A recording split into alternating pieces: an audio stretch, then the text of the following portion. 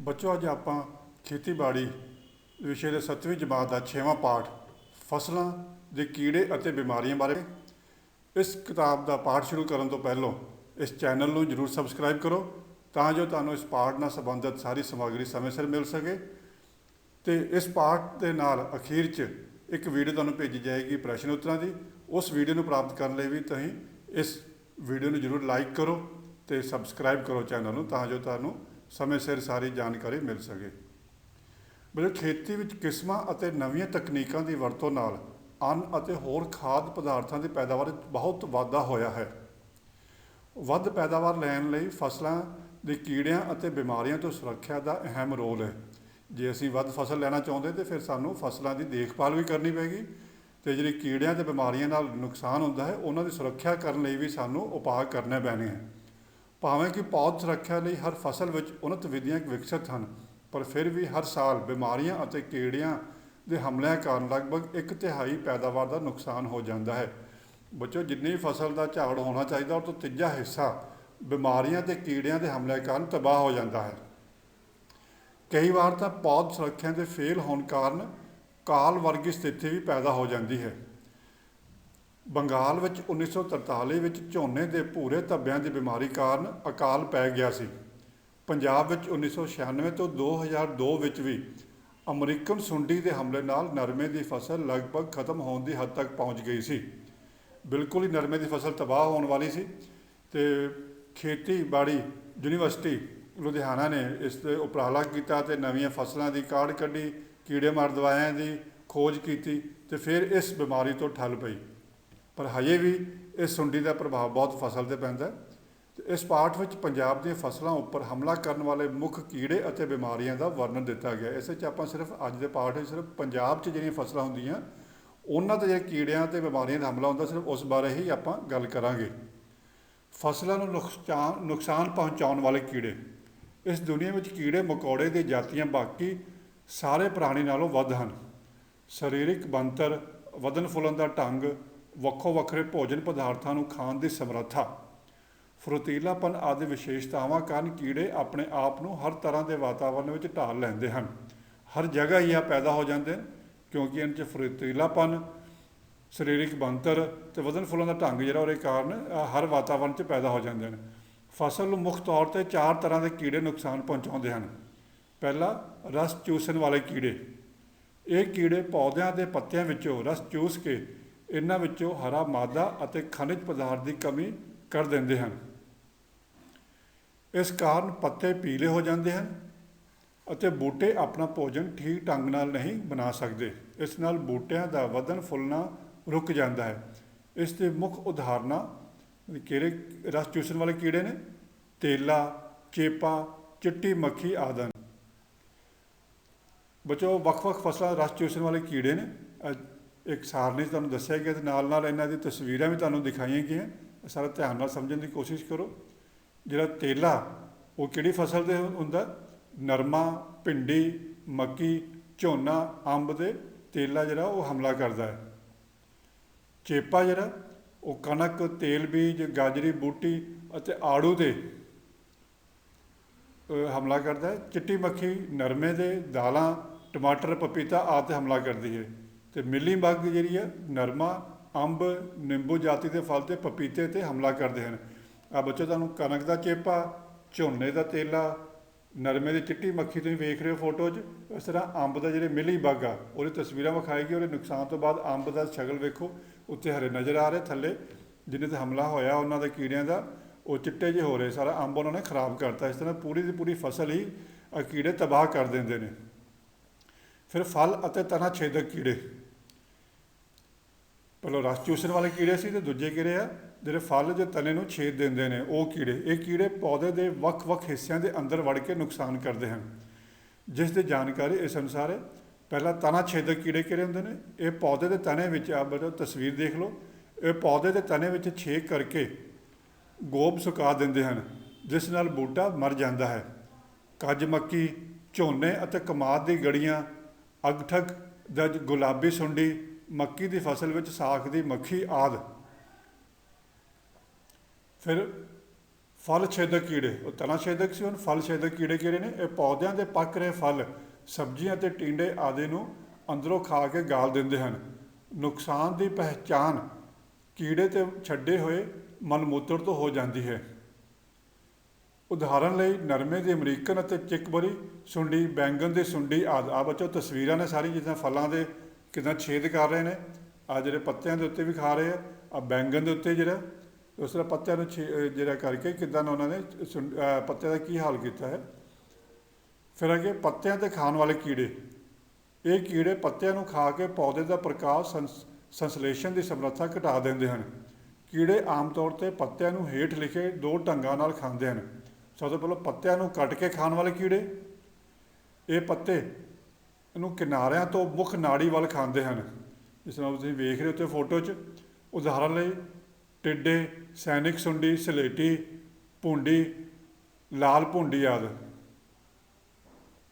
ਫਿਰ ਅੱਗੇ ਪੱਤਿਆਂ ਦੀ ਛਾਨਣੀ ਬਣਾਉਣ ਵਾਲੇ ਕੀੜੇ। ਇਹ ਪੱਤਿਆਂ ਦਾ ਹਰਾ ਮਾਦਾ ਖਾਂਦੇ ਹਨ ਪਰ ਪੱਤਿਆਂ ਦੀ ਨਾੜੀਆਂ ਨੂੰ ਨੁਕਸਾਨ ਨਹੀਂ ਕਰਦੇ, ਜਿਸ ਕਾਰਨ ਪੱਤੇ ਛਾਨਣੀ ਵਾਂਗ ਪ੍ਰਤੀਤ ਹੁੰਦੇ ਹਨ। ਉਦਾਹਰਨ ਲਈ ਹੱਡਾ ਭੁੰਡੀ, ਬੈਂਗਣ, ਭੱਬੂ ਕੁੱਤਾ, ਗੋਭੀ ਦੀ ਤਿਤਲੀ ਆਦਿ। ਫਿਰ ਬੱਚੋ ਅੱਗੇ ਜਿਹੜਾ ਪੱਤਿਆਂ ਨੂੰ ਖਾਣ ਵਾਲਾ, ਉਸੇ ਤਰ੍ਹਾਂ ਜੜ੍ਹਾਂ ਨੂੰ ਨੁਕਸਾਨ ਵਾਲੇ ਕੀੜੇ ਵੀ ਹੁੰਦੇ ਨੇ। ਇਹ ਕੀੜੇ ਪੌਦਿਆਂ ਦੇ ਜ਼ਮੀਨ ਹੇਠਲੇ ਹਿੱਸੇ ਜਿਵੇਂ ਕਿ ਜੜ੍ਹ, ਤਣਾ ਆਦਿ ਨੂੰ ਖਾ ਕੇ ਪੌਦੇ ਨੂੰ ਮਾਰ ਦਿੰਦੇ ਹਨ, ਜਿਵੇਂ ਕਿ ਸਿਉਂਕ, ਚਿੱਟਾ ਸੁੰਡ ਆਦਿ ਕਈ ਫਸਲਾਂ 'ਤੇ ਹਮਲਾ ਕਰਦੇ ਹਨ। ਫਿਰ ਕੀੜਿਆਂ ਤੋਂ ਇਲਾਵਾ ਜਿਹੜੇ ਬਿਮਾਰੀਆਂ ਜਿਹੜੇ ਫਸਲਾਂ 'ਤੇ ਹਮਲਾ ਕਰਦੇ ਨੇ, ਉਹ ਕਿਹੜੇ ਕਿਹੜੇ ਨੇ? ਫਸਲਾਂ ਨੂੰ ਵੱਖ-ਵੱਖ ਅਵਸਥਾ ਵਿੱਚ ਉੱਲੀ, ਜੀਵਾਣੂ, ਵਿਸ਼ਾਣੂ ਆਦਿ ਤੋਂ ਕਈ ਕਿਸਮ ਦੀਆਂ ਬਿਮਾਰੀਆਂ ਲੱਗਦੀਆਂ ਹਨ।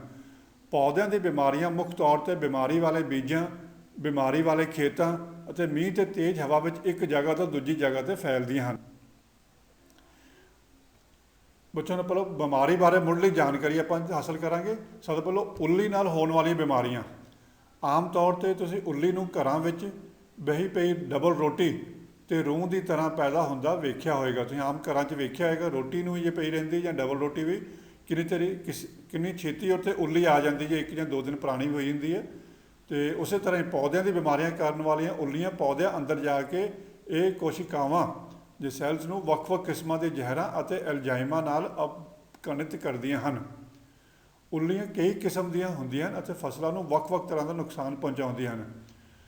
ਥੱਲੇ ਜਿਹੜਾ ਤੁਹਾਨੂੰ ਸਾਰਣੀ ਦਿੱਤੀ ਗਈ, ਇਹਦੇ 'ਚ ਉੱਲੀਆਂ ਨਾਲ ਹੋਣ ਵਾਲੀ ਬਿਮਾਰੀਆਂ, ਉਹਨਾਂ ਦੇ ਲੱਛਣ ਕਿੱਦਾਂ ਤੇ ਕਿਹੜੀ ਫਸਲ 'ਤੇ ਇਹ ਉੱਲੀ ਲੱਗਦੀ ਹੈ, ਉਹਦੇ ਬਾਰੇ ਜਾਣਕਾਰੀ ਦਿੱਤੀ। ਉਹਨੂੰ ਧਿਆਨ ਨਾਲ ਸੁਣਨਾ। ਸਭ ਤੋਂ ਪਹਿਲਾਂ ਝੁਲਸ ਰੋਗ, ਜਿਹੜੀ ਬਿਮਾਰੀ ਝੁਲਸ ਰੋਗ, ਇਹਦੇ ਲੱਛਣ ਕੀ? ਪਾਣੀ ਸਿਮਦੇ ਧੱਬੇ ਪੱਤਿਆਂ ਦੇ ਤਣੇ ਉੱਪਰ ਬਣਦੇ ਹਨ। ਚਿੱਟੀ ਉੱਲੀ ਪੱਤਿਆਂ ਦੇ ਹੇਠਲੇ ਪਾਸੇ ਨਜ਼ਰ ਆਉਂਦੀ ਹੈ, ਥੱਲੜੇ ਪਾਸੇ ਚਿੱਟੀ ਉੱਲੀ ਨਜ਼ਰ ਆਉਣ ਲੱਗ ਪੈਂਦੀ। ਕਿਹੜੀ ਫਸਲ 'ਤੇ ਹੁੰਦੀ ਹੈ ਬਿਮਾਰੀ? ਝੋਨਾ, ਆਲੂ, ਮੂੰਗੀ, ਕੱਦੂ ਜਾਤੀ ਦੀ ਫਸਲਾਂ ਆਦਿ 'ਤੇ। ਫਿਰ ਬੀਜ ਗਲਣ ਰੋਗ। ਬੀਜ ਜ਼ਮੀਨ ਵਿੱਚ ਹੀ ਗਲ ਜਾਂਦਾ, ਜਦੋਂ ਆਪਾਂ ਬੀਜ ਬੀਜਦੇ ਉਹ ਵਿੱਚ ਹੀ ਗਲ ਜਾਂਦਾ ਹੈ। ਕਿਹੜੇ ਫਸਲ 'ਤੇ ਹਮਲਾ ਹੁੰਦਾ ਹੈ ਬਿਮਾਰੀ ਦਾ? ਮੱਕੀ, ਝੋਨਾ, ਸਬਜ਼ੀਆਂ ਆਦਿ। ਫਿਰ ਕੰਗਿਆਰੀ। ਇਸ ਵਿੱਚ ਦਾਣੇ ਦੇ ਥਾਂ 'ਤੇ ਕਾਲਾ ਧੂੜਾ ਬਣ ਜਾਂਦਾ ਹੈ। ਕਣਕ, ਝੋਨਾ, ਜੌਂ ਆਦਿ ਫਸਲ 'ਤੇ ਕੰਗਿਆਰੀ ਬਿਮਾਰੀ ਦਾ ਅਸਰ ਹੁੰਦਾ ਹੈ। ਚਿੰਟੋ ਰੋਗ। ਪੱਤਿਆਂ ਦੇ ਅਨੇਕ ਹਿੱਸਿਆਂ ਉੱਪਰ ਚਿੱਟੇ ਆਟੇ ਵਰਗੇ ਧੱਬੇ ਪੈ ਜਾਂਦੇ ਹਨ। ਫਸਲ ਜਿਹੜੀ ਜਿੱਥੇ ਹਮਲਾ ਹੁੰਦਾ ਹੈ, ਬੇਰ, ਮਟਰ ਆਦਿ। ਬੱਚਿਓ ਤੁਹਾਨੂੰ ਇਹਨਾਂ ਬਿਮਾਰੀਆਂ ਦੇ ਤਸਵੀਰਾਂ ਥੋੜ੍ਹੇ ਵਿਖਾਵਾਂ। ਬੱਚੋ ਅੱਜ ਆਪਾਂ ਖੇਤੀਬਾੜੀ ਵਿਸ਼ੇ ਦੇ 7ਵੀਂ ਜਮਾਤ ਦਾ 6ਵਾਂ ਪਾਠ ਫਸਲਾਂ ਦੇ ਕੀੜੇ ਅਤੇ ਬਿਮਾਰੀਆਂ ਬਾਰੇ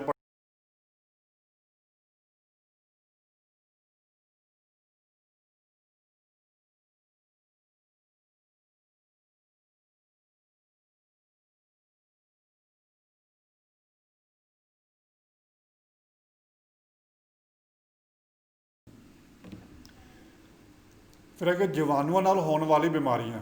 ਮਨੁੱਖਾਂ ਵਿੱਚ ਹੋਣ ਵਾਲੇ ਜੀਵਾਣੂਆਂ ਦੁਆਰਾ ਬਿਮਾਰੀਆਂ ਜਿਵੇਂ ਕਿ TB, ਹੈਜ਼ਾ ਆਦਿ ਵਾਂਗ ਪੌਦਿਆਂ ਵਿੱਚ ਵੀ ਜੀਵਾਣੂ ਕਈ ਤਰ੍ਹਾਂ ਦੀਆਂ ਬਿਮਾਰੀਆਂ ਕਰਦੇ ਹਨ।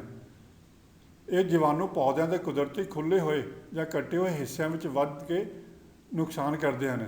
ਇਹਨਾਂ ਤੋਂ ਹੋਣ ਵਾਲੇ ਮੁੱਖ ਰੋਗ ਇਹ ਹਨ। ਝੁਲਸ ਰੋਗ। ਇਹ ਰੋਗ ਪੰਜਾਬ ਦੀ ਮੁੱਖ ਫਸਲ ਝੋਨੇ 'ਤੇ ਹੁੰਦਾ ਹੈ।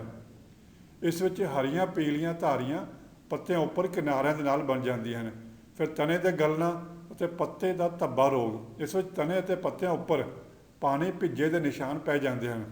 ਵਿਸ਼ਾਣੂ ਨਾਲ ਹੋਣ ਵਾਲੇ ਰੋਗ। ਵਿਸ਼ਾਣੂ ਮਨੁੱਖਾਂ ਵਿੱਚ ਏਡਸ ਵਰਗੇ ਭਿਆਨਕ ਰੋਗ ਕਰਦੇ ਹਨ। ਪੌਦਿਆਂ ਵਿੱਚ ਵੀ ਅਲੱਗ-ਅਲੱਗ ਕਿਸਮ ਦੇ ਵਿਸ਼ਾਣੂ ਰੋਗ ਕੀੜੇ ਮਕੌੜੇ ਫੈਲਾਉਂਦੇ ਹਨ, ਜਿਵੇਂ ਕਿ ਚਿੱਟੀ ਮੱਖੀ ਨਰਮੇ ਵਿੱਚ ਠੂਠੀ ਰੋਗ ਫੈਲਾਉਂਦੇ ਨੇ। ਇਹ ਦੂਜੇ ਰੋਗਾਂ ਨਾਲੋਂ ਜ਼ਿਆਦਾ ਭਿਆਨਕ ਹੁੰਦੇ ਹਨ ਕਿਉਂਕਿ ਇਹਨਾਂ ਦਾ ਅਸਰਦਾਰ ਰੋਕਥਾਮ ਬਹੁਤ ਮੁਸ਼ਕਲ ਹੈ। ਸਭ ਤੋਂ ਪਹਿਲਾਂ ਠੂਠੀ ਰੋਗ, ਇਹਦੇ ਲੱਛਣ ਕੀ ਹੁੰਦੇ? ਪੱਤੇ ਸਿਰਿਆਂ ਤੋਂ ਅੰਦਰ ਮੁੜ ਜਾਂਦੇ ਹਨ। ਆਹ ਜਿਹੜਾ ਫੋਟੋ ਜਿਹੜੀ ਤੁਸੀਂ ਵੇਖ ਰਹੇ ਹੋ, ਕਿਹੜੇ ਕਿਹੜੇ 'ਤੇ ਅਸਰ ਕਰਦੀ? ਨਰਮਾ, ਪਪੀਤਾ, ਮਿਰਚਾਂ, ਟਮਾਟਰ ਆਦਿ 'ਤੇ। ਅਤੇ ਚਿਤਕਬਰਾ ਰੋਗ, ਪੱਤਿਆਂ ਦੇ ਬੇਤਰਤੀਬੇ ਪੀਲੇ ਅਤੇ ਹਰੇ ਚਟਾਕ ਪੈ ਜਾਂਦੇ ਹਨ। ਮੂੰਗੀ, ਭਿੰਡੀ, ਪਪੀਤਾ, ਆਲੂ ਆਦਿ 'ਤੇ ਅਸਰ ਕਰਦੀ। ਫਿਰ ਪੌਦਿਆਂ ਦੇ ਹਾਨੀਕਾਰਕ ਕੀੜਿਆਂ ਅਤੇ ਬਿਮਾਰੀਆਂ ਦੀ ਸਰਵਪੱਖੀ ਰੋਕਥਾਮ।